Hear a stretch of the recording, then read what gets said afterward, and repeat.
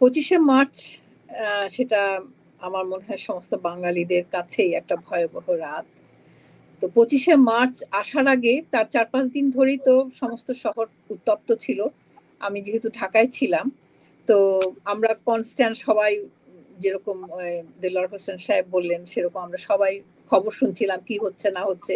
ঘর থেকে তেমন কেউ বার হচ্ছিলাম না, শুধু কারণ চারিদিকে সমস্ত ওই মিছিল চলছে, মিছিল হচ্ছে, তারপর আমরা সবাই খবর শুনতাম যে কি হচ্ছে, কবে কি হচ্ছে এরকম।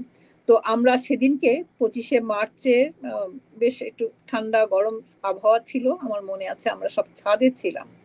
হঠাৎ করে মনে হলো কি কানের পাশ থেকে শীষ দেওয়ার মতন করে শব্দ হচ্ছে। তো আমার ছোট ভাই, আমার ইমিডিয়েট ছোট ভাই, ও তখন ম্যাট্রিক পরীক্ষা দেবে, ম্যাট্রিকই তো, হ্যাঁ ম্যাট্রিক কিংবা 9-এ পড়ে। ও তখন বলল যে গুলি হচ্ছে, সবাই শুয়ে পড়ো। তো আমরা ওই ছাদেই কিন্তু শুয়ে পড়লাম, কারণ দেখলাম কি শুই শুই করে বুলেট যাচ্ছে। আর তখন আমরা ওই ছাদ থেকে কিছুটা ক্রল করে নেমে গেলাম। আসলে কিছুটা যুদ্ধ সম্বন্ধে কিন্তু আমাদের সবারই একটুখানি এক্সপিরিয়েন্স ছিল 65-এর যুদ্ধ থেকে, তখন ছোট হলে ওইটুকু মনে আছে আর কি। তো যেহেতু আমরা ক্রল করে নেমে গেলাম, নেমে যাওয়ার পরে সারাটা রাত তো কামানের শব্দ, রাস্তার উপর থেকে সমস্ত ট্যাঙ্ক যাচ্ছে। বিশেষ করে আমার বাবা তখন আমাদের সঙ্গে ছিলেন না, উনি ছিলেন টাঙ্গাইলে, উনি টাঙ্গাইলে পোস্টিং ছিলেন, আমি যেহেতু কলেজে যাচ্ছি ফার্স্ট ইয়ারে, আর আমার ছোট ভাই ইমিডিয়েটলি ও মাত্র, তো আমরা ওই ওই তখন লোকেশনটা আর চেঞ্জ করি নাই, তখন আমরা ঢাকাতেই থাকতাম পড়াশোনার জন্য, আর বাবা থাকতেন হলো টাঙ্গাইলে।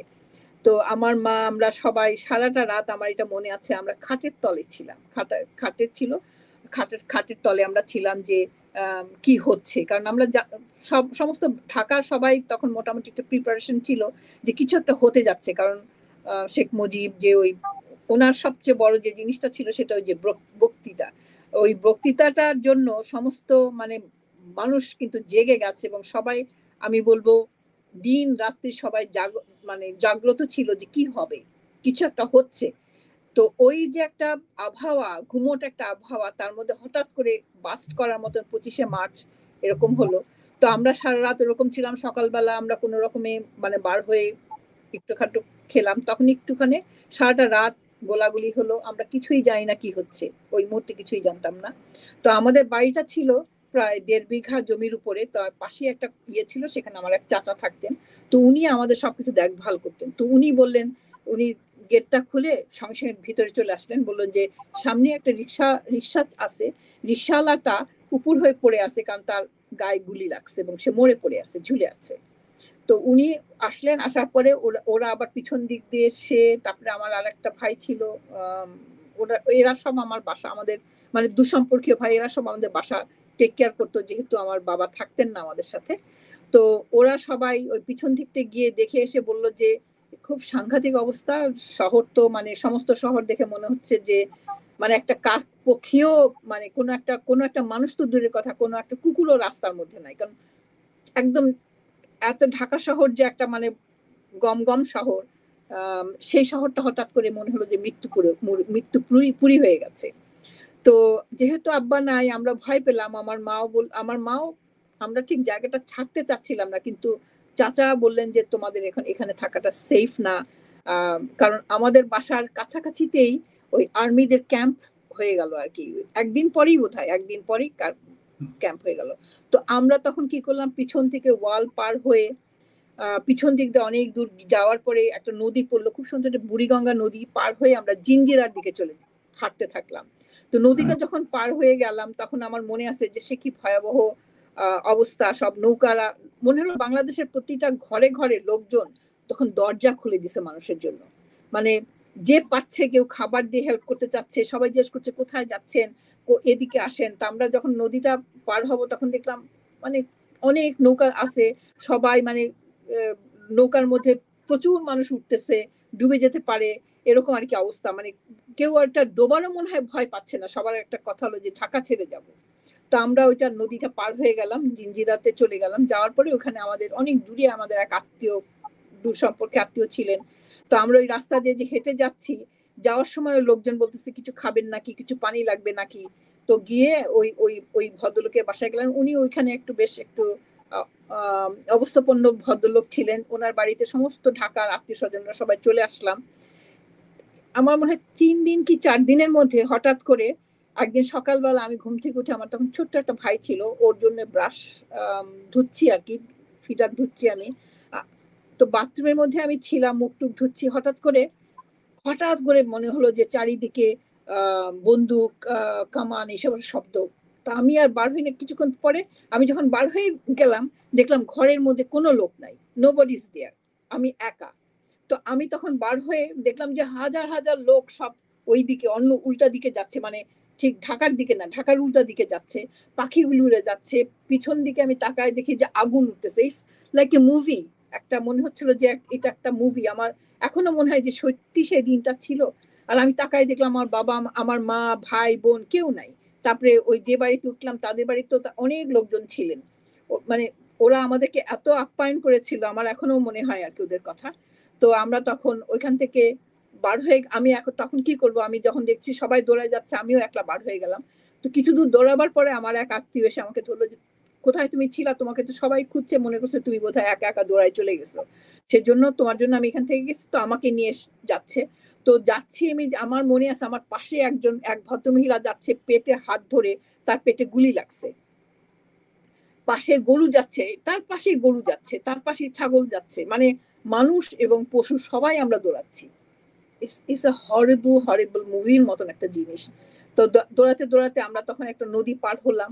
নদী পার হয়ে আর একটা জায়গায় গেলাম, গিয়ে তখন আমি আমার ফ্যামিলির সঙ্গে মিট করলাম। তো আমার ছোট ছোট ভাইরা, আমার তখন ছোট একটা ভাই, আর আর আমার পরের ভাইটা তো আমার পরপরই, ও তো আমার পিঠাপিঠি ভাই, আরো দুইটা ভাই, পিঠাপিঠি তিনটা।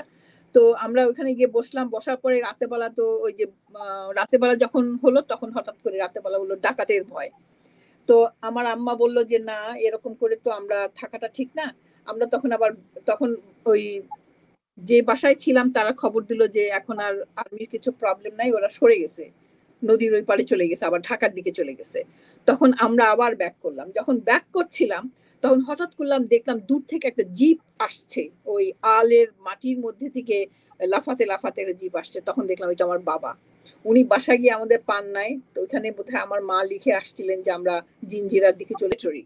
তো আমার মা, আমিও ভাবলাম যে কেন জানি একটা ধারণা ছিল তখন, তো ওই যে ভিয়েতনাম টিতনাম যুদ্ধগুলির সময় শুনছি, আমাদের সবারই একটা ধারণা ছিল যে এই যুদ্ধ বহুদিন থাকবে এবং এর মধ্যে দিয়ে আমাদেরকে বাঁচতে হবে। তো আমি তখন একটা বললাম যে তখন তো আর আমরা ছোটবেলা ওরকম বোরখা টোরখা কিছু পরতাম না। তো একটা বোরখা নিলাম, যে আমি একটা বোরখা নিয়ে আমি কলেজ যাব। আমার বান্ধবী ছিল ওই ধানমন্ডি 15 নম্বরে থাকতো, ও বললো যে ও যাবে। তো আমরা সবাই ক্লাস আরম্ভ করলাম, একদম রেগুলার বেসিসে ক্লাস হচ্ছে। তো ওইখানে যাওয়ার পরে তখন একদিন আমার ওই বান্ধবী এসে বললো যে রোজি, ও তখন আমি মহুয়ার সঙ্গে, মহুয়াকে আপনি চিনবে, ওই যে সঞ্জিদা ফাহমিদা, তাদের বড় বোনের মেয়ে আর কি, আর ওর মা ছিল আমাদের ইংলিশে হেড অফ দ্য ডিপার্টমেন্ট। তো ওদের সঙ্গে ওই মুক্তিযোদ্ধাদের সঙ্গে ইয়ে ছিল, কানেকশন ছিল। তো মহু একদিন এসে বললো আমাকে যে রোজি এরকম, তো বাবার কাছ থেকে কি তুই আমাদেরকে ফার্স্ট এইডের সমস্ত কিছু যোগান দিতে পারিস? আমি বললাম আমি আজ করবো, আমার তো মনে হয় দিতে পারবো। বলে প্রচুর লোকজন ইনজিওর হচ্ছে, আমাদের ফার্স্ট এইডের জিনিসপত্র দরকার। তখন আমি বাবাকে বললাম, বাবা যখনই যাকে পেতেন যে ইয়ে থেকে আসছে, আব্বা আমাকে বক্স ভর্তি করে কটন, গজ, তারপরে সমস্ত সেলাই জিনিসপত্র, ওষুধ, হ্যাঁ, এগুলো সবকিছু ঢাকায় পাঠাতেন। আমি এটা নিয়ে মহুয়াকে দিতাম, আর মহুয়া সেটা ওই ইয়েদেরকে সাপ্লাই দিত। তো কলেজে ফার্স্ট ইয়ারে কলেজে পড়তাম, তখন আমার বান্ধবী এসে বলল যে আমরা কিছু, এটা খুবই একটা মানে গোপনীয় কথা, যেহেতু ওই জিনিসপত্র দিয়ে আমি ওদের সঙ্গে একটা লিঙ্ক ছিল আমার। তো ওরা এসে বললো যে এরকম আমরা সবাই ট্রেনিং নিচ্ছি, তুমি যাবা নাকি? তো প্রথমে আমি ভাবলাম যাব না, কারণ কি যে আমি ভাবলাম যে আমার ফ্যামিলি এই সেই, ওরা তো মেরে ফেলবে, আমার বাবার একটা বিরাট ইয়ে হয়ে যাবে।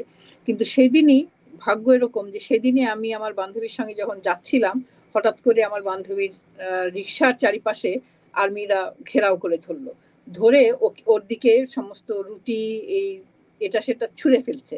তখন আমি পিছন থেকে চিৎকার করছিলাম, কিন্তু আমার পরনে আমার মুখ ঢাকা ছিল, ওরা আমাকে দেখতে পায়নি, ওরা ভাবছে ওর মাটা কিছু হবে। আমি চিৎকার করতেছিলাম, তখন ওরা ওকে ছেড়ে দিয়ে চলে গেল। আমি তখন ওই ধানমন্ডি 15 নম্বর ভিতরে আমার বান্ধবী থাকতো, আমি ওকে গিয়ে যখন ওকে নামাই দিলাম তখন ও বললো তুই আমাকে বাঁচাইতে আসছিস, তো তোকেও তো নিয়ে যেতে পারতো। আমি বললাম না, আমি যদি এখন তোকে যদি নিয়ে যেত আমি তো খালুকে এসে বলতে হবে যে তোকে নিয়ে গেছে, তোকে তো নিয়ে আসতে হবে।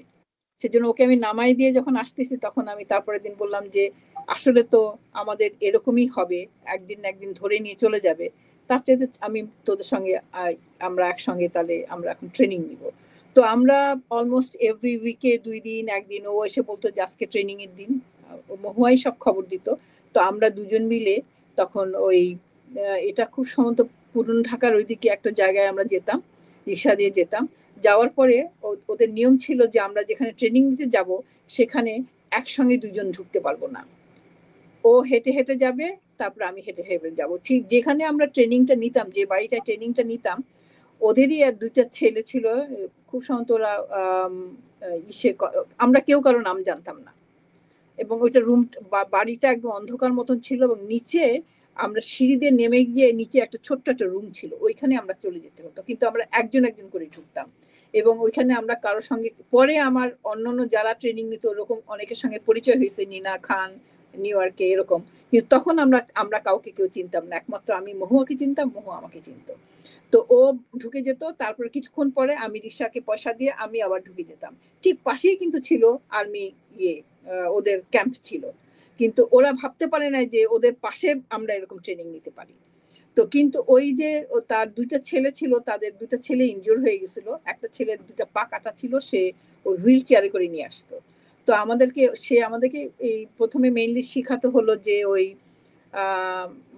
হ্যান্ড গ্রেনেড কি করে খুলতে হয়, কারণ বললো যে আমাদের যদি ইন্ডিয়া পর্যন্ত পৌঁছাইতে হয় তার আগে আমাদেরকে হ্যান্ড গ্রেনেড এটা করতে হবে, যে বাই চান্স যদি আমাদেরকে অ্যাটাক করে আমরা যেন অ্যাটলিস্ট নিজেকে সেভ করতে পারি, কিংবা আমাদের যদি ওই মুহূর্তে যদি কিছু করা হয় যেন আমরা মানে কিছু একটা করতে পারি। সেজন্য আমাদের হ্যান্ড গ্রেনেডের কি করে ওই যে পিনগুলি খুলতে হয়, কি করে ছুঁড়ে ফেলতে হবে, নিজেকে সেফলি রাখতে হবে, এবং ওই শেষের দিকে বোধহয় পিনটা খুলতে পারবে না, পিনটা জাস্ট রেখে দিয়ে আর সবকিছু খুলে ফেলতে হবে, ওই যখনই আমরা ছুড়বো তার আগে আর কি পিনটা খুলে ছুড়ে দিতে হবে।